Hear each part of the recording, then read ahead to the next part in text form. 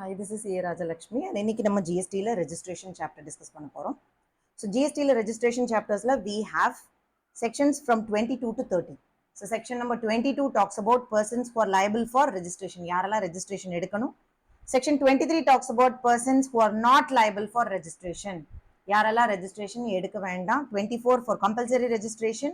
25 talks about procedure for registration. So first 4 section என்ன படிக்க போறோம். 22, 23, 24, 25. Who are all liable for registration, who are all not liable for registration, compulsory registration in what cases, and the next is procedure for registration. Section 26 will be considered as deemed registration. So deemed registration is nothing but if you take registration under CGST Act, நீங்க SGST-லயும் registration எடுத்து தான் consider பண்ணுவாங்க. That is, you will be considered to be given registration from state government also, which is a simple provision. 27 talks about CTP and NRTP. 28 talks about amendment of registration. Registration கொடுத்ததுக்கு அப்புறம் அதுல ஏதாவது changes பண்ணனும்னா எப்படி பண்ணுவோங்கிறது section 27 talks 28 talks about it. 29 talks about cancellation or suspension of registration and 30 cancel ஆனதை திரும்ப revoke பண்ணனும்னா என்ன பண்றதுங்கிறத பத்தி explain பண்ணுது. So we have section 22 to 30. First section 22 talks about persons who are liable for registration. So யாரெல்லாம் GST-ல registration எடுக்கணும்? So GST registration யார் எடுக்கணும் அப்படின்னா ஒரு பர்சன் அந்த பர்சனோட aggregate turnover in a financial year. So aggregate turnover and the financial year la, if it exceeds certain threshold limit. So threshold limit na enna limit avanga mention பண்றாங்க we'll study. Aggregate turnover na enna we'll study. So இந்த ரெண்டு டேர்மும் என்னன்னு படிச்சிட்டோம்னா we'll understand when is a person liable for registration. So let us study first what is the definition of aggregate turnover. So aggregate turnover na enna?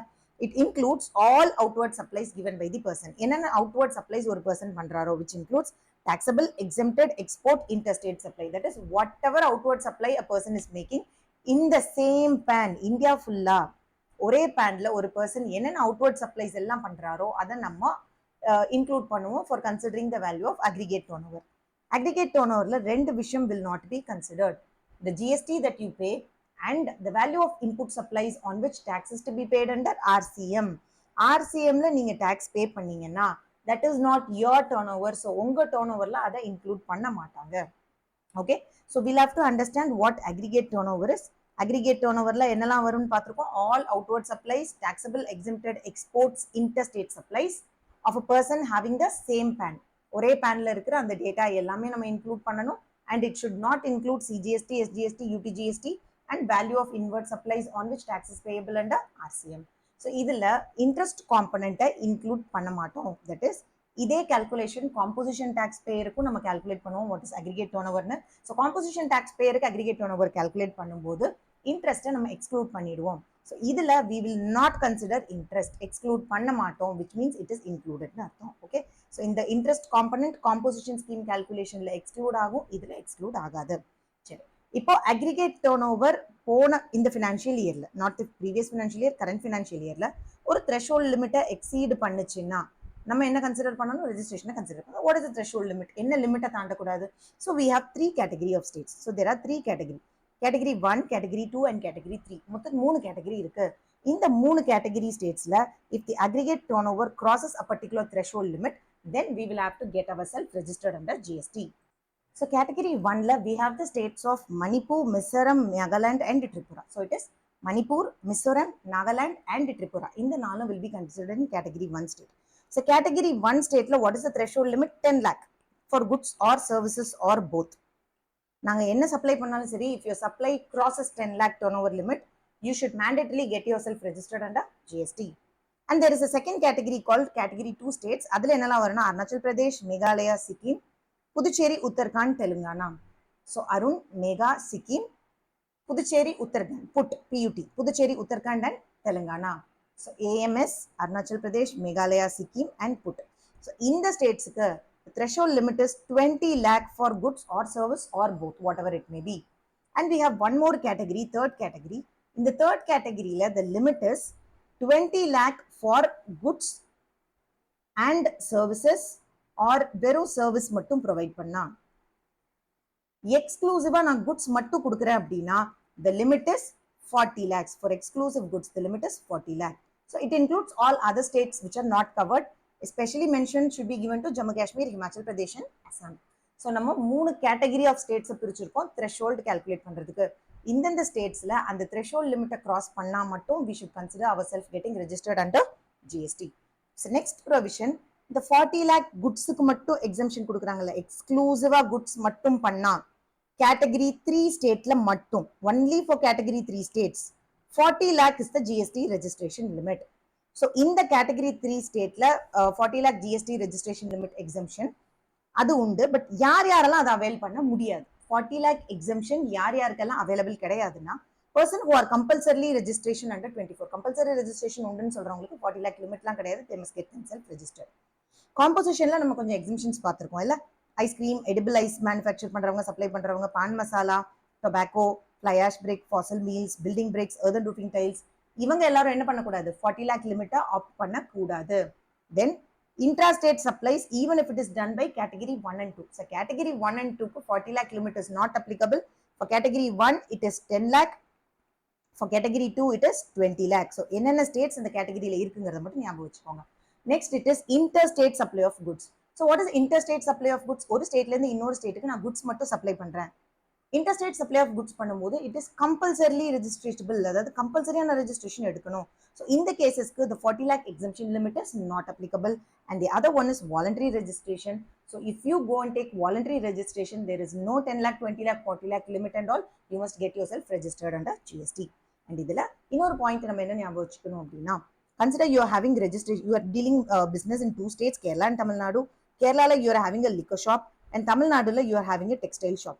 So idhila you have same pan, you are doing 2 businesses, one in Kerala and other in Tamil Nadu. So in the cases la alcoholic liquor for human consumption is exempted from GST. So you don't have to take registration in Kerala even if your turnover limit exceeds 20 lakh as the case may be. Tamil Nadu registration எடுக்கணும், கேரளால registration எடுக்க வேண்டாம். ஏன்னா நான் கேரளால பண்றது exempted supplies. So registration is needed only in states where taxable supplies takes place, not where taxable supplies not taking place. And also consider you are having businesses in 2 states, Manipur, Tamil Nadu. So in Manipur the threshold limit is 10 lakh, in Tamil Nadu the threshold limit for services is 20 lakh you consider. So in the ரெண்டு ஸ்டேட்ஸ்லயும் நான் business பண்ணேன்னா என்னோட threshold category 1க்குள்ள 10 லேக்கா, அப்படி இல்லைன்னா category 3க்குள்ள 20 லேக்கா அப்படிங்கிறத நான் check பண்ணும்போது whichever is the lowest threshold limit will apply. அப்போ நான் அக்ரிகேட் டர்ன் ஓவர் செக் பண்ணும்போது what should I consider as my turnover limit? It is 10 lakh and not 20 lakh for category 3. So மணிப்பூருக்கு என்ன turn over லிமிட்டோ அதை நான் தாண்டிட்டாலே எல்லா ஸ்டேட்ஸ்லையும் pan பேசிஸ்ல நான் என்ன எடுத்திருக்கணும்? ரெஜிஸ்ட்ரேஷன் எடுத்திருக்கணும். ஜிஎஸ்டி ரெஜிஸ்ட்ரேஷன் ஒவ்வொரு ஸ்டேட்லையும் தனித்தனியாக நான் எடுத்திருக்கணும். Next will talk about section number 24. So இப்போ நம்ம படிச்சது section number 22 person liable for registration. Next is section 24 person liable for compulsory registration. யாரெல்லாம் ஜிஎஸ்டியில் கம்பல்சரி ரெஜிஸ்ட்ரேஷன் எடுக்கணும் அப்படின்னா, there are 6 categories which are notified. So person interstate supply of goods. யாரெல்லாம் interstate supply of goods பண்றாங்களோ, ஒரு ஸ்டேட்ல இருந்து இன்னொரு ஸ்டேட்ஸ்க்கு goods வித்தாங்கன்னா they must mandatorily get themselves registered under GST. Earlier it was for services also, but இப்போ intrastate supplies பண்ணும்போது service பண்ணா up to 20 lakh it is exempted. So இதுல நான் என்ன ஞாபகம் வச்சுக்கணும்? If I am doing interstate supply பண்ணும்போது if it is goods அப்படின்னா there is no limit, you must get yourself registered under GST compulsorily. நான் services supply பண்ண அப்படின்னா up to 20 lakh there is no need to get GST registration. Services நான் கொடுக்கிறது if it exceeds 20 lakh I must get myself registered under GST. Then for casual taxable and non-resident taxable person you must compulsorily get yourself registered under GST. நீங்க RCMல tax pay பண்ணா then you must compulsorily get yourself registered under GST. And also நீங்க ஒரு taxable principalக்கு agent act பண்றீங்க, your principal should be registered under GST na the agent should also get himself registered under GST and other class of persons which are notified by the central or state government as the case may be. So இப்போ நம்ம person liable for compulsory registration பார்த்தோம். Section 23 talks about person not liable for registration. So who are all the persons who are not liable for registration? இப்போ நான் ஒரு supply கொடுக்குறேன், அந்த supply exempted from tax இருக்கு, இல்லை it is not liable for tax இருந்துச்சு அப்படின்னா then I don't need to get myself registered under GST.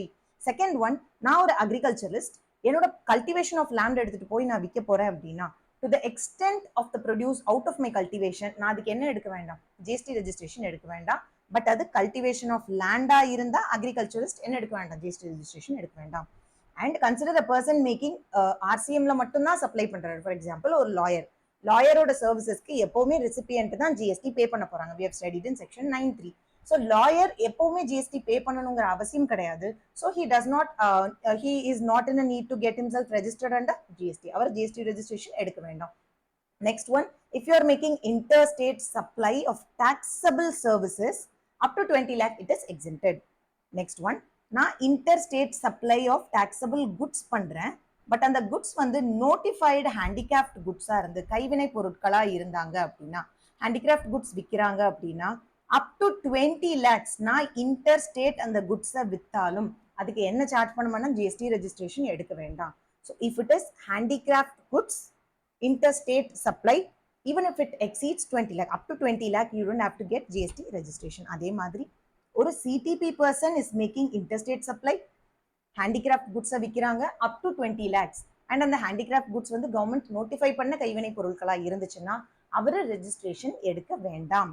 But consider NRTP பத்தி பேசவே இல்லை. NRTP must compulsorily get registered whatever the case may be. We are talking only about casual taxable person here. So next is section, next we'll talk about when and where a person has to apply for registration. So a normal person nanu, so I am liable to take registration either 22 layo 24 layo. 22 la eppo enoda threshold தாண்டும்போது 24 la compulsory registration எடுக்கணும்ங்கற situation வரும்போது when should I go and apply for my registration? In each state and union territory in which he is liable to get registration from the date of becoming liable within 30 days. For example, என்னோட turn over 20 lakhs எப்போ தாண்டுது அப்படின்னா August 1st தாண்டுது. So August 1st என்னோட turn over 20 lakh தாண்டிடுச்சுன்னா I must get myself registered under GST. So within 30 days I must go and apply for GST registration. Next one, a casual taxable person or a non-resident taxable person, அவரோட business கமென்ஸ் பண்றதுக்கு முன்னாடி at least 5 days prior to the commencement of business he must get himself registered under GST. Next we are talking about voluntary registration and UIN. So voluntary registration என்னன்னா person not liable to be registered under GST but அவராப்பே registration எடுத்துக்கிட்டாரு அப்படின்னா it is called as voluntary registration. And United Nation organizations வந்து இந்தியால business deal பண்ணணுங்கிறதுக்காக if they apply for registration they'll not be granted GST number, அவங்களுக்கு unique identification number will be provided. It is not GST number, it is unique identification number. The next very important provision is effective date of registration. So what is effective date of registration? ஒன்றும் இல்லை, consider you are a person August 1st your turnover exceeds 20 or 40 lakh ceiling limits, you are becoming liable to get registered. So நீங்கள் liable to get registered ஆகி within 30 days you go and apply for registration. That is August 20th you are going and applying for your registration.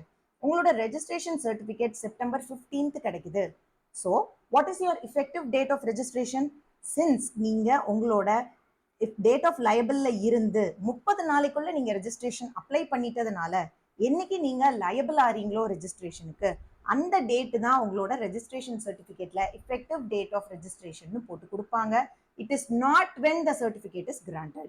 Okay, இதே மாதிரி second கேஸ்ல நீங்க August 1st you are becoming liable, ஆனா நீங்க registration apply பண்றது 30 daysக்கு அப்புறமா நீங்க apply பண்ணீங்கன்னா that is on September 5th நீங்க apply பண்ணீங்க அப்படின்னா 30 நாளைக்கு அப்புறம் அப்ளை பண்ணியிருக்கீங்க. ஸோ உங்களுக்கு ஜிஎஸ்டி சர்டிஃபிகேட் September 15th கொடுத்தாங்கன்னா what is your effective date of registration? It is the date of issue of your GST certificate. So என்னைக்கு ஜிஎஸ்டி சர்டிஃபிகேட் இஷ்யூ பண்ணாங்களோ that will become my effective date of registration. So the concept is simple. If you are applying for registration within 30 days of becoming liable, effective date is the date when the person becomes liable for registration. Application is submitted after 30 days of application becoming liable. Effective date is the date of grant of registration. Okay, so please keep this provision in mind, it is very important. Next we are talking about section number 25 which talks about the procedure for registration. So what is the procedure for registration? Every person liable for registration அவரோட PAN number கொடுக்கணும், GST portal குள்ள போகணும், form GST REG 01 registration 01 form open பண்ணணும், அதுல அவரோட PAN details கொடுக்கணும், mail ID, mobile number கொடுக்கணும், he'll be given OTPs, OTP verify ஆன உடனே a temporary reference number will be generated. So இந்த temporary reference number வச்சு திரும்ப login பண்ணி அவர் part B fill பண்ணணும். So there will be one part called part A and part B. So TRN number கிடைச்சதுக்கு அப்புறம் part B fill பண்ண ஆரம்பிக்கணும். So part B fill பண்ண ஆரம்பிச்சதுக்கு அப்புறம் application will be submitted. part B ல என்னெல்லாம் submit பண்ணணும், என்ன அட்ரஸ்ல business conduct பண்ண போறேன், what are all the additional place of business, அவங்களோட partners or promoters ஓட details என்ன, proprietor ஓட details என்ன, அண்ட் அவங்களோட பேங்க் அக்கௌண்ட் டீடைல்ஸ் என்ன இதெல்லாம் நம்ம மென்ஷன் பண்ணி முடிச்சுட்டு நம்ம அப்ளிகேஷனை ப்ராப்பர் ஆஃபீஸருக்கு சப்மிட் பண்ணுவோம். ப்ராப்பர் ஆஃபீஸர் எப்படி டீல் பண்ணுவாருங்கிறத நெக்ஸ்ட் சார்ட்ல கொடுத்துருக்காங்க. ஸோ ப்ராப்பர் ஆஃபீஸர் என்னோட அப்ளிகேஷனை வாங்குறாரு. ஸோ ப்ராப்பர் ஆஃபீஸர் என்னோட அப்ளிகேஷனை ரிசீவ் பண்ணதுக்கு அப்புறம் ஆதார் அத்தன்டிகேஷன் முடிஞ்சிருச்சு அப்படின்னா what he will do, Aadhaar authentication முடிஞ்ச உடனே he'll be given 7 days time. So அந்த 7 days டைம்ல அவர் 7 days மீன்ஸ் 7 working days, 7 working daysல என்னோட அப்ளிகேஷன் அவர் செக் பண்ணி பார்ப்பாரு. தப்பு இல்லை அப்படின்னா he'll grant me immediate GST registration. ஒருவேளை அந்த 7 daysல அவர் செக் பண்ணும்போது ஏதாவது எரர்ஸ் இருக்கு, இல்ல சப்மிஷன்ல ஏதாவது தப்பா இருக்கு, கிளாரிஃபிகேஷன் தேவைப்படுதுன்னு நினைச்சாருன்னா he'll give me show cause notice. அந்த ஷோ காஸ் நோட்டீஸ்க்கு நான் 7 daysல ரெஸ்பாண்ட் பண்ணணும். இஃப் நான் ரெஸ்பாண்ட் பண்ணது is found to be satisfactory, he'll grant me registration. If it is not satisfactory, he'll not grant me registration. This is one route. இப்போ நான் proper ஆஃபீஸருக்கு அப்ளிகேஷன் சப்மிட் பண்ணியிருக்கேன். But the case is I have not opted for Aadhaar authentication. So no Aadhaar authentication, no Aadhaar. அப்படி இல்லைன்னா என்னங்கிறதுக்கு side visit வேணும்னு சொல்லி officer prefer பண்ணியிருக்காரு அப்படின்னா, அப்படி இல்லை ஆதார் நான் பண்ணியிருக்கேன் பட் ரிஸ்க் இருக்கிறதுனால the officer is asking for site verification அப்படின்னா he'll be given 30 days to verify my application from the date of submission. அந்த 30 daysக்குள்ள எந்த எரருமே இல்லை, if there is nothing wrong in my application he'll grant me GST registration. But என்னோட அப்ளிகேஷன்ல ஏதாவது fault இருந்துச்சுன்னா then he'll look in to my அப்ளிகேஷன்ல ஃபால்ட் இருந்துச்சுன்னா he'll send me a notice within 30 days of becoming submission of my application and I must submit him my reply. And reply கொடுத்ததுக்கு அப்புறம் if it is found satisfactory he'll grant me registration. அப்படி இல்லைன்னா he'll not grant me registration. He'll just reject my registration. So the reply வந்து we must give within 7 days. Hope this is clear to you. இதுல ஒரே difference என்னன்னா if Aadhaar authentication is successfully done it is just 7 days. Aadhaar authentication successfully பண்ணல அப்படி side visit வேணும்னா officer will be given 30 working days. Here days means working days. But reply பண்றதுக்கு anyways will be given only 7 days time. Show cause notice கொடுத்தா fault இருந்தா he'll give me show cause notice within 30 days of submission of application. அந்த 30 daysக்குள்ள அவர் எனக்கு show cause notice கொடுத்தா I must reply to him within 7 days. That is fixed. And அதுக்கப்புறம் he'll response to me in at another 7 days. Okay, so now will talk about section number 27 which is CTP and NRTP. So what is CTP? Casual taxable person. Consider நான் டெல்லியில் business பண்ணிட்டு இருக்கேன். எனக்கு சென்னையில் permanent base of business எதுவுமே கிடையாது. நான் டெல்லியில் மட்டும் ஜிஎஸ்டி ரெஜிஸ்ட்ரேஷன் எடுத்து என்னோட டைமண்ட் பிஸ்னஸ் நான் பண்ணிட்டு இருக்கேன். And I want to conduct a jewellery exhibition in Chennai. So நான் சென்னையில் ஒரு எக்ஸிபிஷன் மாதிரி கண்டக்ட் பண்ண போகிறேன் ஃபார் 20 days. இந்த 20 days ஜுவல்லரி எக்ஸிபிஷனுக்காக நான் சென்னையில் வந்து பெர்மனன்ட் ரெஜிஸ்ட்ரேஷன் எடுக்க முடியாது because that is not necessary. Because once my registration in Chennai is completed, நான் இந்த எக்ஸிபிஷன் முடிஞ்சிருச்சு அப்படின்னா சென்னை விட்டே கிளம்பி போயிடுவேன். There is no need for me to conduct business in Chennai. So அந்த கேசஸில் நான் என்ன பண்ணுவேன் அப்படின்னா I get my self registered as a casual taxable person. So casual taxable பர்சன்னா என்ன? A person who is having registered business in some states of India but want to make supply from some other state in which he is not having any fixed place of business. So he'll be called as a casual taxable person. So casual taxable person na enna paathutom. Next we'll talk about what is a non-resident taxable person, which is very similar. Now foreign la iruken, consider I am in USA. So USA la irundhu India la vandu Chennai la I want to conduct an exhibition. So in the exhibition na conduct பண்ணும்போது I want to get myself registered under GST. அப்போ நான் என்ன பண்ணுவேன்? I get my self registered as a non resident taxable person.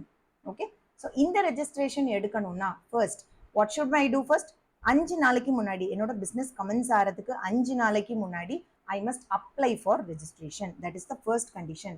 Second condition, எனக்கு registration grant ஆயிடுச்சு அப்படின்னா I must make advanced deposit of the estimated tax liability. நான் இந்த எக்ஸிபிஷனில் எவ்வளோ விற்கிறேன்னு நான் அசியூம் பண்ணுறேனோ அந்த அமௌண்ட்டுக்கான லைபிலிட்டியை நான் முன்னாடியே பே பண்ணிடணும். பிகாஸ் எனக்கு அந்த இடத்துல பெர்மனன்ட் பிளேஸ் ஆஃப் பிஸ்னஸ் இல்லை. அப்போ கவர்மெண்ட் என்கிட்ட இருந்து ஏதாவது கேரண்டி கேட்குறாங்க. So I am paying in advance amount to them. And also maximum எவ்வளோ நாளைக்கு தான் எனக்கு ரெஜிஸ்ட்ரேஷன் தருவாங்க? It is valid only for 90 days which can be extended to further 90 days on request made to the officer. So நான் வந்து 90 days தான் registration எடுக்க முடியும். ஃபர்தர் எனக்கு இன்னொரு 90 days வேணும்னா I can extend my registration. Next is section number 28 which talks about amendment of registration. So what is amendment of registration? நான் already register பண்ணிட்டேன், இப்போ அதில் இருக்கிற ஒரு சில டீட்டெயில்ஸை நான் சேஞ்ச் பண்ணணும் அப்படின்னா there are two types of amendments. One is core field, other one is non core field. So core ஃபீல்டில் என்னெல்லாம் வரும்? என்னோட பிஸ்னஸ் ப்ரிமைஸ் இது, and most important businesses details regarding இதெல்லாம் என்னோட core fieldsல வரும். And other simple details like my mobile number, email ID, so இதெல்லாம் வந்து non-core fieldsல வரும். So I have two fields, core fields and non-core fields. Non-core fieldsல I can easily make any changes. No approval is needed of the proper officer.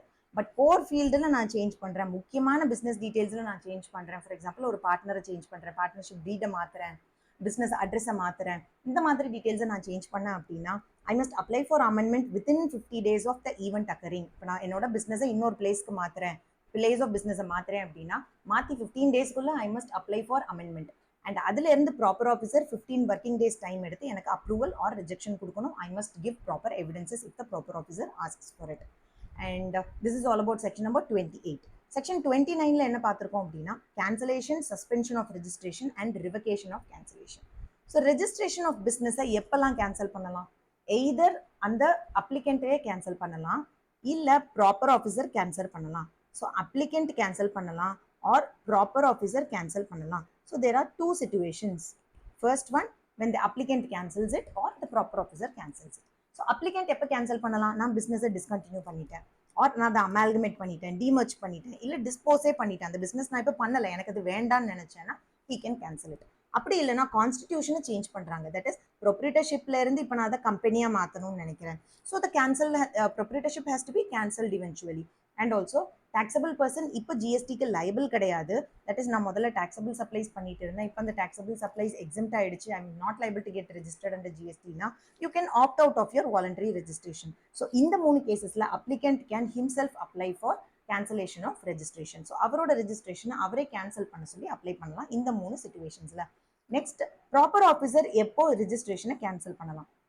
அந்த registered person ஏதாவது provisions of GST லாவை கான்ட்ரவீன் பண்ணா, மீறி நடந்தா, அப்படி இல்லைன்னா கண்டினியூஸாக 6 monthsக்கு அது 2 tax periodsக்கு அவர் ரிஜிஸ்டர்ட் ரிட்டர்ன்ஸ் எதுவுமே ஃபைல் பண்ணாமல் இருந்தார் அப்படின்னா, okay. For composition supplier it is beyond 3 months from the due date of furnishing. ஒரு நார்மல் டேக்ஸ் பேயர்ஸுக்கு 6 மாதம் கண்டினியூஸாக நீங்கள் ஜிஎஸ்டிஆர் 1(3)B ஃபைல் பண்ணாமல் இருந்தா, அப்படி இல்லைன்னா நீங்கள் குவார்ட்டர்லி ரிட்டர்ன்ஸ் ஃபைல் பண்ணி 2 டேக்ஸ் பீரியடுக்கு நீங்கள் ரிட்டர்ன்ஸ் ஃபைல் பண்ணலைன்னா, நீங்கள் காம்போசிஷன் பர்சனாக இருந்தால் டியூ டேட்லேருந்து 3 மாதத்துக்கு அப்புறமும் ரிட்டர்ன் ஃபைல் பண்ணாமல் இருந்தீங்கன்னா proper officer can cancel your registration. And also voluntary registered person ஆனால் 6 மாதத்துக்குள்ளே நீங்கள் பிஸ்னஸை கமென்ஸ் பண்ணலை அப்படின்னா, ஆல்சோ நீங்கள் ரெஜிஸ்ட்ரேஷன் வாங்கும்போது ஏதோ ஃப்ராட் இல்லை மிஸ்டேட்மெண்ட் சப்ரஷன் ஆஃப் ஃபேக்ட்ஸ் மூலமாக நீங்கள் ரெஜிஸ்ட்ரேஷன் வாங்கியிருக்கீங்கன்னு ப்ராப்பர் ஆஃபீஸருக்கு தெரிய வந்துச்சுன்னா he can cancel your registration. So procedure for கேன்சலேஷனில் ஃபர்ஸ்ட் ரெஜிஸ்டர்ட் பர்சனே கேன்சலேஷனுக்கு அப்ளை பண்ணாரு அப்படின்னா, from date of seeking cancellation within 30 days of occurring event he must apply for cancellation. அதாவது ஒரு ஈவெண்ட் நடந்த 30 நாளைக்குள்ள he must apply for cancellation. So when a person அவர் கேன்சல் பண்ணணும்னு நினைச்சிட்டார் அப்படின்னா within 30 days of the event he must apply for cancellation. And also அவர் கையில் என்னென்ன இன்புட் ஸ்டாக்ஸ் எல்லாம் வச்சிருக்காரோ அதுக்கான ப்ரொபோஷனேட் ஐடிசியை அவர் ரிவர்ஸ் பண்ணி கொடுத்துடணும் கவர்மெண்ட்டுக்கு. Proper officer within 30 days of application cancellation order pass பண்ணி கொடுத்துருவாரு. ப்ராப்பர் ஆஃபீஸரே கேன்சல் பண்ணணும் அப்படின்னு முடிவு பண்ணாருன்னா, that is GST officer cancel பண்ணணும்னு முடிவு பண்ணாருன்னா first he'll have to send a show cause notice. அந்த ஷோ காஸ் நோட்டீஸில் உங்களோட ரெஜிஸ்ட்ரேஷனை நான் ஏன் கேன்சல் பண்ணக்கூடாதுன்னு கேட்டு எனக்கு அவர் நோட்டீஸ் அனுப்புவார். அந்த நோட்டீஸ்க்கு நான் 7 நாளைக்குள்ளே ரிப்ளை பண்ணணும். என்னோட ரிப்ளை சாட்டிஸ்ஃபேக்டரியாக இருந்தால் ப்ரொசீடிங்ஸை ட்ராப் பண்ணிடுவார். ஒருவேளை என்னோட ரிப்ளை சாட்டிஸ்ஃபேக்டரியாக இல்லை அப்படின்னா அந்த டேட் வரைக்கும் உள்ள டேக்ஸ், இன்ட்ரெஸ்ட், லேட் ஃபீ எல்லாம் நான் பே பண்ணிவிட்டு அவர் என்னைக்கு என்னோட ரெஜிஸ்ட்ரேஷனை கேன்சல் பண்ணுறாரோ from that date my registration will be cancel. So order will be passed within 30 days of replying of show cause notice. Okay. And next one is the revocation of cancellation. நானா cancel பண்ணாம suo motu officer cancel பண்ணியிருக்காரு. So officer ரெஜிஸ்ட்ரேஷனை cancel பண்ணால் it is call suo motu cancellation by the proper officer. அப்படி அவர் பண்ணாருன்னா அவர் cancel பண்ண 30 daysக்குள்ள it can be further extended to 30 days if நான் ஏசிஜேசி கிட்ட போய் பெர்மிஷன் வாங்கினேன்னா. ஸோ என்னோட ரெஜிஸ்ட்ரேஷன் கேன்சலேஷன் ஆர்டர் வந்த 30 daysக்குள்ள if I go and apply for service of revocation of cancellation, என்னோட கேன்சலேஷனை நீங்கள் ரிவோக் பண்ணிக்கோங்க அப்படின்னு சொல்லி நான் அப்ளை பண்ணணும். நான் அப்படி அப்ளை பண்ணி proper officer if he is satisfied with இட்னா he'll revoke my cancellation. If he is not satisfied he'll not revoke my cancellation. And also நான் ரிட்டர்ன்ஸ் ஃபைல் பண்ணலாங்கிறதுக்காக என்னோட ஜிஎஸ்டியை கேன்சல் பண்ணியிருந்தாங்க அப்படின்னா first I must furnish all pending returns. And நான் once pending returns எல்லாம் file பண்ணிட்டேன் அப்படின்னா it will be considered sufficient condition and adukaprom enoda registration will be revoked from cancellation. So this is all about GST registration chapter. So so registration சாப்டரில் நம்ம என்னென்ன sections பார்த்துருக்கோம் 22, 23, 24, 25, 26, 27, 28, 29, 30. So என்னென்ன ப்ரொவிஷன்ஸில் என்னென்ன படிச்சிருக்கோங்கிறத பார்த்துக்கோங்க. Section 22 is the most important section here. Persons who are liable for registration, which is very frequently tested in your exams. So all the best. Keep studying. We'll see you in the next class. And இதுக்கான questions discussion, I'll add it separately in a video. Thank you.